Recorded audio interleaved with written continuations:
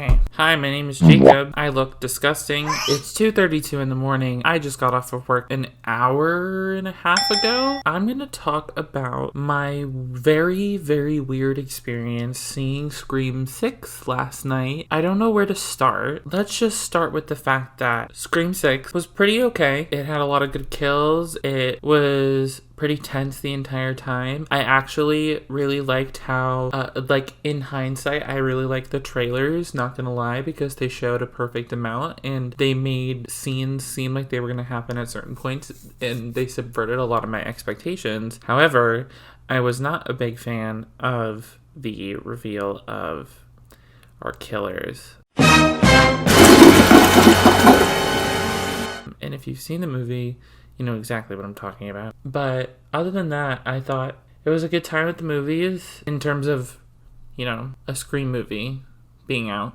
But I want to talk about, really, the fact that there were so many very small children at this movie clearly made for older teens and adults. And I'm not just talking about this in terms of the content. I know that there are kids out there that can watch a lot of stuff. I grew up knowing kids who all growing up were like, have you seen Nightmare on Elm Street? Have you seen a Jason movie? I had kids tormenting me about the Child's Play movies all the time. But the thing is that those were available to watch at home. I'm really sorry, but I fucking hate when people bring their kids to an adult movie. Specifically because they will not shut up. Because they're constantly asking questions about what the hell is going on. Because sometimes the themes in a movie are a little bit too much to comprehend for a child. So they're just constantly asking questions and people don't understand that that's just not ethical. Okay, let me tell the full story. So, I went to go see Scream 6. I went to Regal Essex Crossing in New York City, and it's a really beautiful theater. I was ready to have a really good time. I go inside, and I see that this family took my seat, which is fine. I don't mind it. It's a family. I get it. But I'm just gonna have some water real quick. I go and sit a lot closer, and I sit in a very off place for the movie. I saw it in 3D. And so the whole time I'm getting a headache a little bit. And so, I didn't even turn the lighting thing on. Wow, Jacob. You know what? There's just going to be a shift in lighting, okay?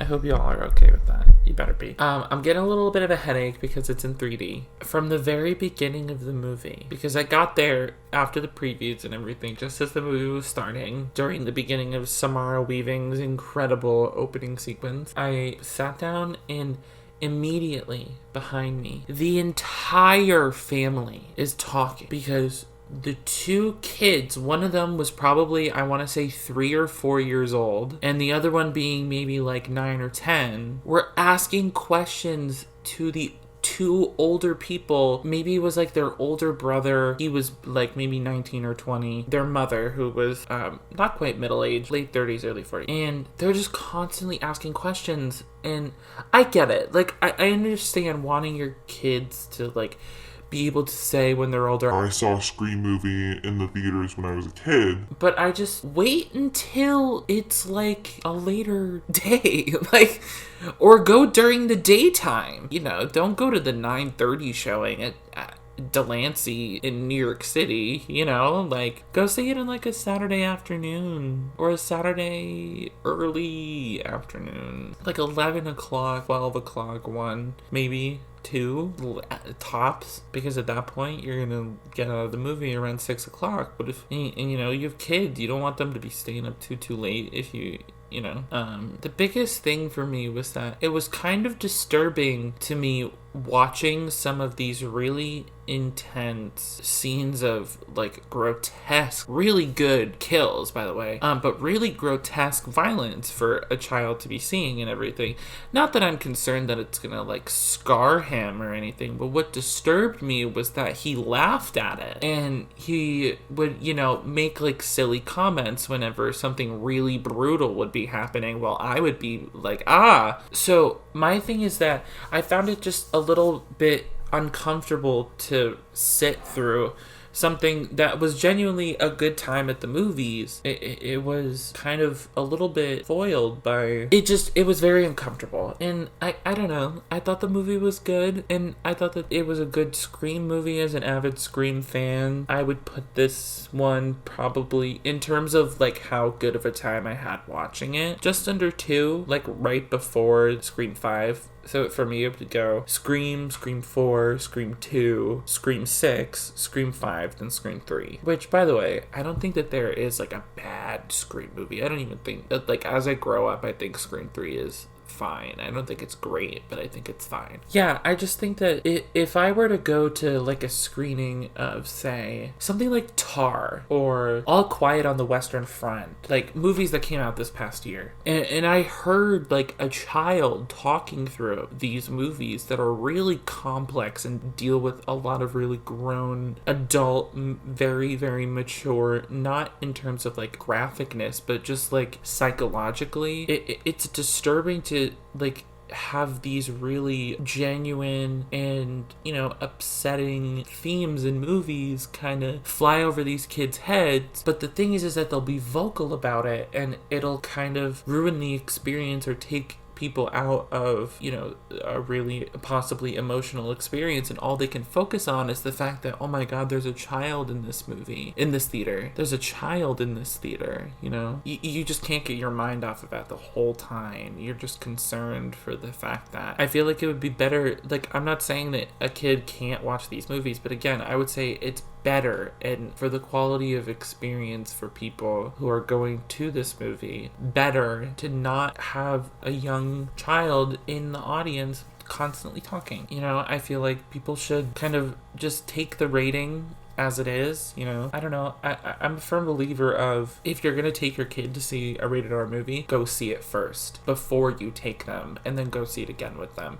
That's what my dad always did, and I very much so appreciated every time he did that. He always knew, because when I was a kid, I was very sensitive to stuff. He always knew what was good for me, what wasn't good for me, but as I grew up, I got a really dark interest in media. The moral of the story is, it kind of ruins the experience of going to see an adult complex movie when there is a loud ass child in the theater, and I kind of can't stand it, and pretty much don't do it. Sorry, parents. I'm not really telling you what to do. They're your kids. I'm not going to force you to do anything, but just suggesting, you know, for the betterment of others. But yeah, I'm going to take this opportunity to plug my short film. So if you saw my last video, you will know that I'm currently producing in pre-production for my short film that I wrote called Pringle. I'm going to be directing the film. My friend Detroit Hamill is going to be starring in the film as Titus. And the film tells the story of 2 guys who, after failing to take care of a man's cat, that man shows up the next morning with a gun, telling them that they have 3 days to find his cat, which means that they're going to have to hunt through the entirety of New York City to find this damn cat. And if they don't, it's kind of kaputs for them. So we have a new website that's live for Pringle. It's just pringleshortfilm.com. There's a direct link to the GoFundMe page. I'll have everything down in the description. I'll be posting blog posts, video updates, and on the GoFundMe page, if you donate certain amounts, people can receive signed copies of the script, signed posters, when we do photo shoots with my amazing friend Max Garcia Rico, who is one of the greatest photographers working in New York City right now. And I'm not just saying that because he's my best friend, I'm saying that because I mean it extremely genuinely. You can receive different types of producer credits, such as like associate producer and executive producer, and also private access codes to the film before we release it publicly, and before we send it into festivals, just to get reactions. Oh, there's also an Instagram page for Pringle. It's just Pringle Short Film on Instagram. And I think that's pretty much it for tonight. I'm going to go to bed now.